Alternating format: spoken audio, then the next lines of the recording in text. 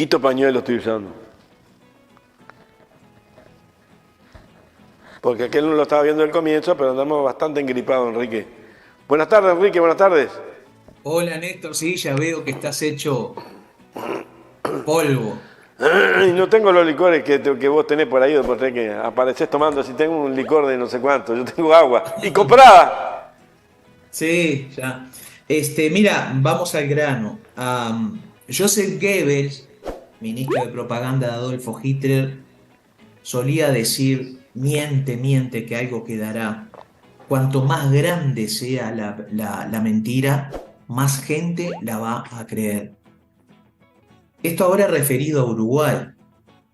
Hay algunas cosas de los últimos tiempos que provocan indignación, otras provocan asombro, otras más impotencia.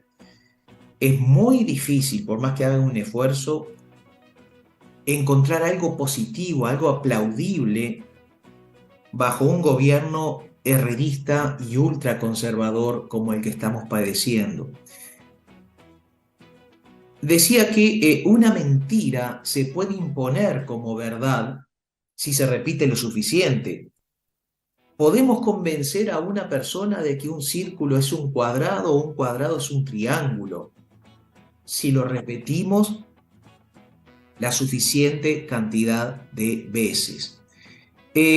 A modo de ejemplo, Néstor, la derecha viene afirmando desde hace un tiempo a esta parte que no aprovechó políticamente el caso Sendik. Espera porque te perdí, a ver, aquí te tengo. Ahí está. Lo dijo la calle Pou primero y luego lo repitieron varios de sus seguidores en las redes sociales.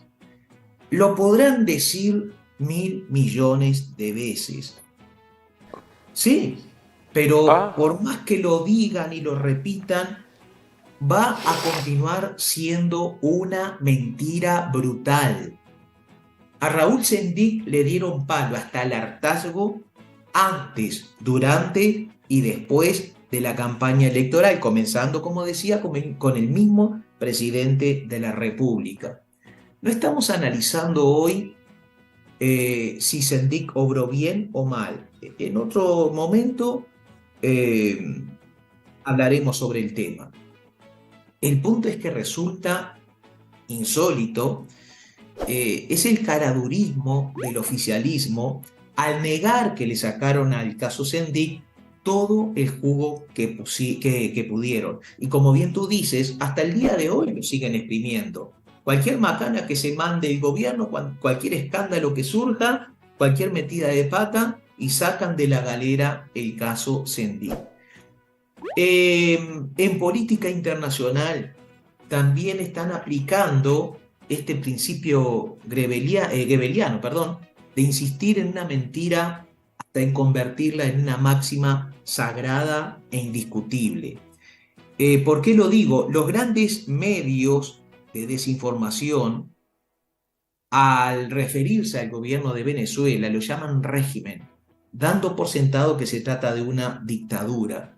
El otro día escuchaba en Desayunos Informales a Ana, que es una chica muy inteligente, que últimamente le he prestado mucha atención y me gusta escucharla. Quiero hacer esa.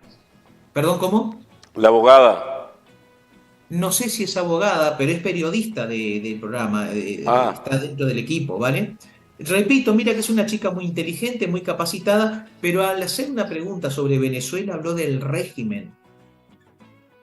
Qué raro, ¿no? No hablan del régimen paraguayo, no hablan del régimen de Qatar, no hablan de regímenes cuando se tratan de gobiernos de derecha, dictatoriales, caso de los Emiratos Árabes, o semidictatoriales como el de Paraguay, entre muchos otros ejemplos, ¿no?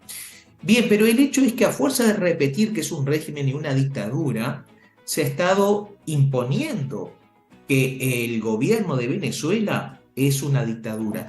En el colmo del cinismo, no estoy hablando aquí de Ana ya, hablan del hambre, hablo de los derechistas que dicen que en Venezuela hay una dictadura, ¿no? Y de muchos pseudoizquierdistas que también han caído bajo esta guerra de desinformación. Pero en el colmo del cinismo hablan del hambre que están padeciendo los venezolanos. Sí, es cierto, están pasando muy mal, pero no dicen ni una palabra del bloqueo de Estados Unidos y sus aliados, ni de las empresas que le expropiaron a Venezuela en el exterior, por ejemplo en Estados Unidos, para que las administrara el fallido Juan Guaidó, ni de las empresas que tuvieron que irse de Venezuela por causa del bloqueo, porque si no recibían sanciones internacionales. No dicen nada de los depósitos que le rapiñaron en bancos del exterior a Venezuela, por ejemplo el Banco de Londres, que le secuestró varios millones de dólares que Venezuela tenía en reserva para comprar vacunas y en plena pandemia. Esto fue un acto criminal de Inglaterra. Millones, 3.000 millones de dólares.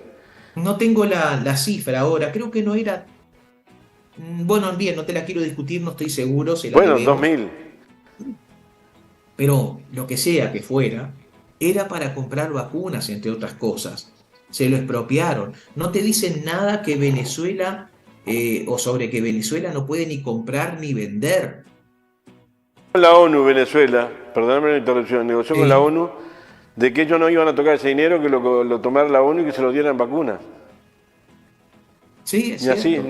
ni así le agarraron viaje. No le agarraron Dinero que es de viaje. Venezuela.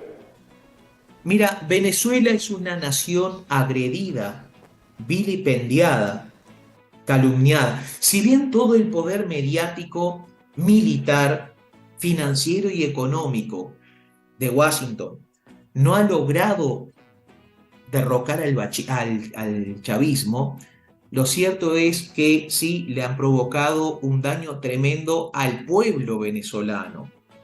Lula decía el otro día que los estragos producidos por el bloqueo son iguales o peores que los producidos por una guerra. Es como que le criticáramos al gobierno de Zelensky que sus ciudadanos están pasando mal. Bueno, están en guerra. No importa aquí quién tiene la razón, si Rusia o si la OTAN. Es una guerra que no es una guerra, por favor, de Rusia contra Ucrania. Es una guerra entre Rusia y la OTAN en territorio ucraniano. ¿Bien? Vale, contra el gobierno pro-nazi de Zelensky. Acá no importa quiénes son los buenos, quiénes son los malos o si son todos malos. A lo que voy es, ¿cómo le voy a criticar yo a los ucranianos que estén pasando mal? Y bien, entonces, ¿cómo le van a criticar a cubanos o a venezolanos que estén pasando miserias, hambre, bajo un bloqueo del imperio más poderoso que ha conocido la humanidad en toda su historia, del imperio y de otros imperios aliados? Potencias que llegaron a ser potencias gracias al saqueo que hicieron de las colonias y que impusieron el liberalismo económico, pero luego que llegaron a ser potencias. Nadie discute entonces que los venezolanos lo están pasando mal. Lo que discutimos es la causa, pero de la causa los periodistas de derecha no hablan. Yo estoy dispuesto a debatir con quien sea, cuando quiera y donde quiera sobre el tema Venezuela. Pero sería importante que los que critican tanto hubieran pisado alguna vez territorio venezolano. Yo estuve varias veces, 8 o 9 veces y mucho tiempo en cada una de las ocasiones. Y siempre digo que quedé asombrado con la prensa opositora porque por la 50ª parte de lo que dicen allí, en Estados Unidos, en Inglaterra, en Francia, en España y en Uruguay, estarían presos. Si me permiten decirlo al estilo techeriano, presos. Porque convocaban a la gente a levantarse en armas, ¿bien? A un manifestante pacífico, o mejor dicho, a un manifestante le decía manifestante pacífico cuando tenía una molotov en la mano. Manifestaciones pacíficas incendiando hospitales, atacando escuelas, universidades, el hospital de... Tiraban un alambre acerado de árbol a árbol para que se degollara la gente con la moto. Y murieron Perdón, varios. A los Tiraban que quemaban vivos en la vía pública. No, pero Michelle además pondrían un alambre de acero de un árbol a otro árbol para cortar a los motoqueros, que existen muchos. Bachelet, Los recuerdo mataban, situaciones, literalmente los mataban. los decapitaban. Sí, claro.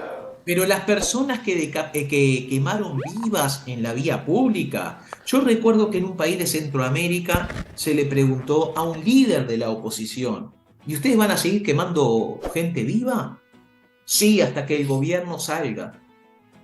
Y Michelle Bachelet, que algunos, no sé, alguna vez se tragaron el verso que era de izquierda, y que encontró, se dio cuenta de lo que vale las mieles del poder cuando se arrimó a Washington, no publicó ni una letra en su informe sobre Venezuela de lo que le dijeron los familiares de las personas quemadas vivas.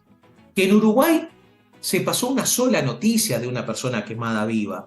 Son decenas, son decenas. Es el terrorismo aplicado por la oposición venezolana, pero han repetido tantas veces, que es una dictadura que mucha gente, incluso compañeros de izquierda, se la han tragado completa, ¿ya?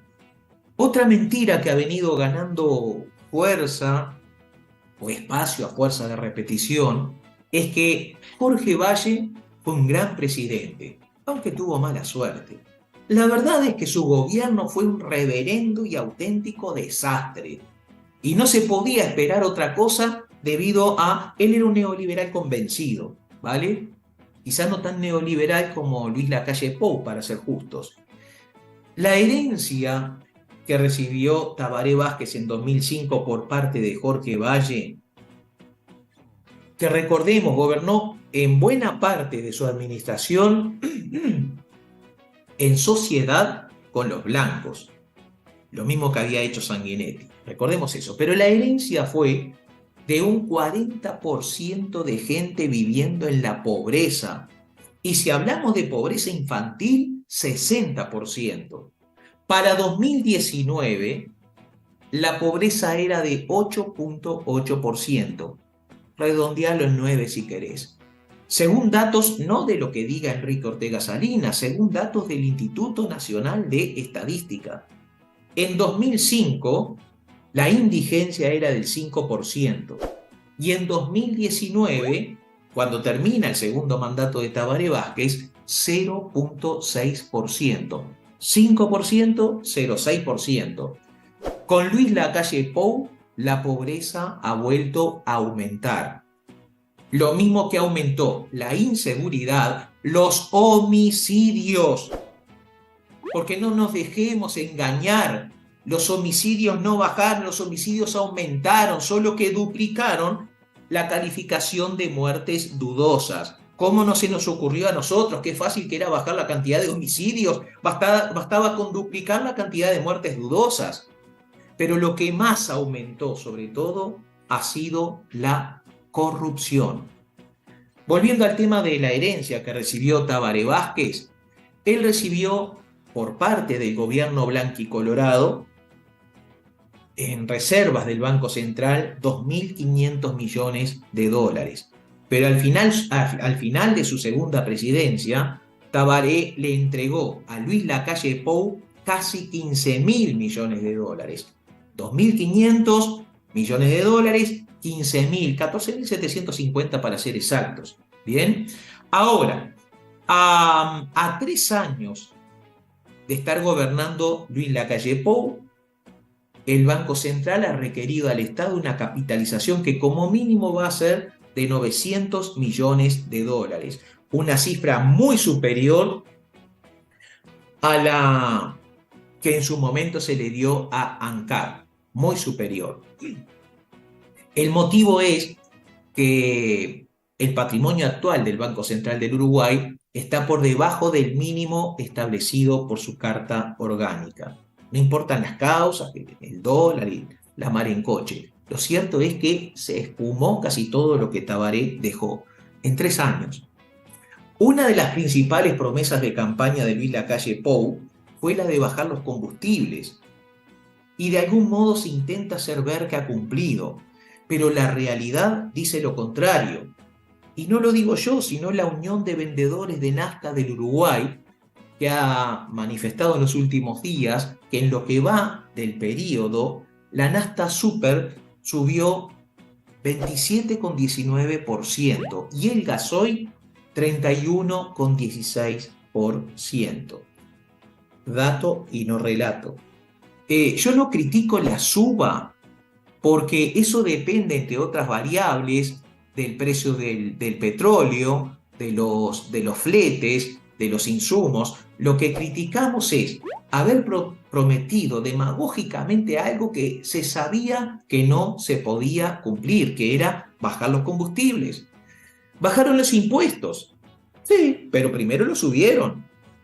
Apenas fue una devolución, como bien ha explicado Mario Vergara. Claro, también prometieron no tocar la edad jubilatoria, eso lo hizo Luis Lacalle Pou, y luego la aumentaron en 5 años.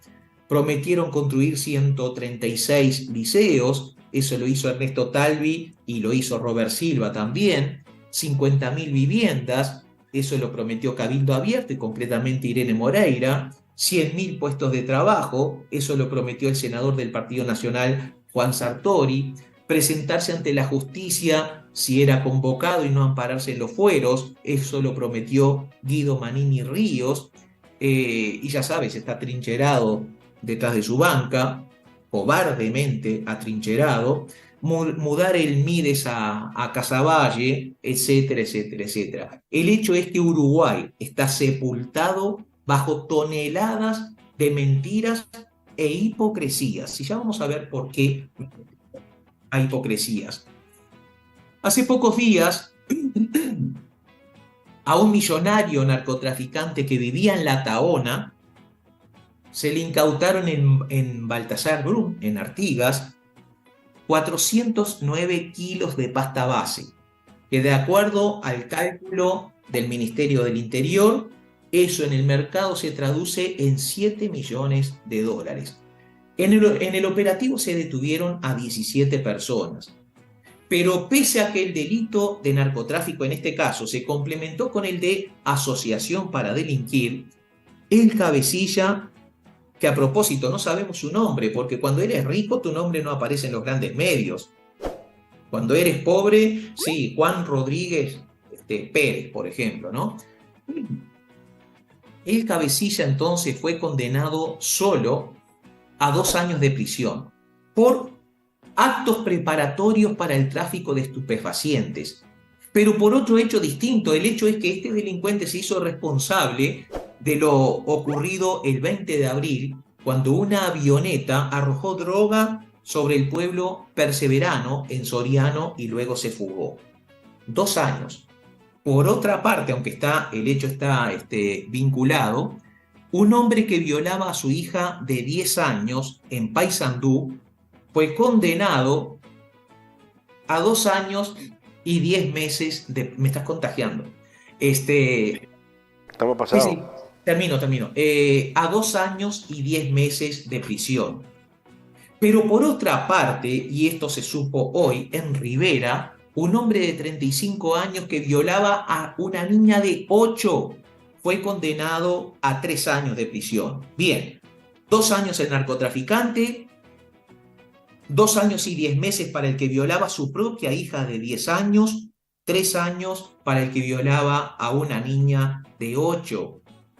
Ahora, comparen estas condenas con los 4 años que gracias a la LUC se le dio a aquella mujer que pasó 64 gramos de marihuana para su pareja en el penal de Libertad en abril de 2022. Y luego, bien, termino, dame 30 segundos. Luego nos enojamos con la relatora de la ONU cuando dice que hemos naturalizado el abuso a menores. Si no fuera cierto, en este momento los uruguayos estarían copando todas las avenidas para protestar por esto, por el caso Penades y por muchos otros casos. Un país, y termino ahora sí con esta oración, que condena con más fuerza un delito contra la propiedad que una violación, es un país que ha subvertido sus valores morales. Necesitamos de una revolución que cambie mentes y corazones. Pacífica, por supuesto. Esa revolución no va a venir jamás de la derecha. Nos vemos el jueves. ¿Revolución es pacífica? Una revolución en sí mismo ya no es pacífica.